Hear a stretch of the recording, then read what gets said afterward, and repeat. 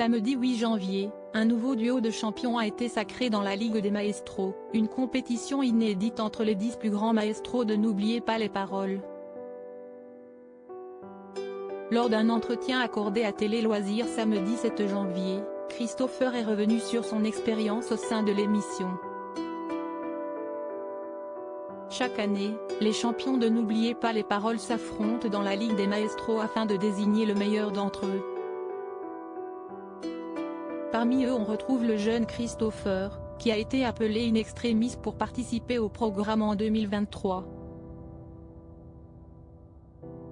C'était inattendu, je ne m'attendais pas à être dans la liste parce que l'année dernière, c'était les 5 meilleurs champions. Dans ma tête, je me disais que je n'y serais pas.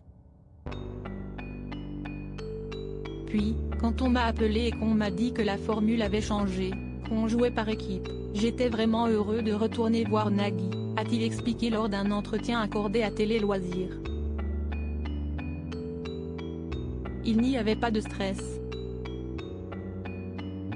Moi, j'ai appris que je participais à la Ligue quelques semaines avant d'y aller, donc je n'ai pas vraiment eu le temps d'étudier.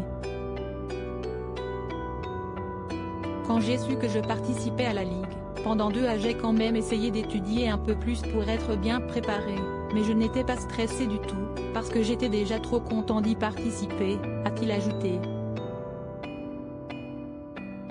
Christopher se confie sur les coulisses de l'émission samedi 7 janvier. Christopher est revenu sur son expérience dans la Ligue des Maestros lors d'un entretien accordé à Télé Loisirs. J'étais très content. Moi, la Ligue des Maestros, je l'avais regardée l'année passée. Je n'avais pas encore participé au jeu quand je l'ai regardé et j'étais trop content d'y participer cette année, a-t-il expliqué, avant de revenir sur les difficultés qu'il a rencontrées au cours du tournage. Je viens d'arriver dans l'émission et je n'ai jamais joué par équipe avant. Pour moi, c'était un énorme plaisir de jouer en équipe.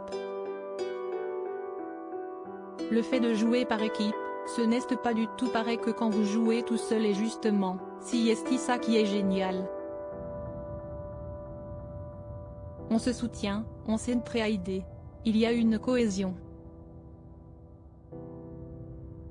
Je pense que la difficulté du jeu cette fois-ci, c'est que comme on jouait en binôme, sur la même chanson, on devait se relayer en fait. Chacun une partie et la chanson se coupait en plein milieu. C'était la première fois que je le faisais, ça c'était difficile. Il a fallu que je m'habitue à ce système. Quand on est 2, c'est une difficulté supplémentaire, a-t-il confié. Une expérience qui reste malgré tout très positive.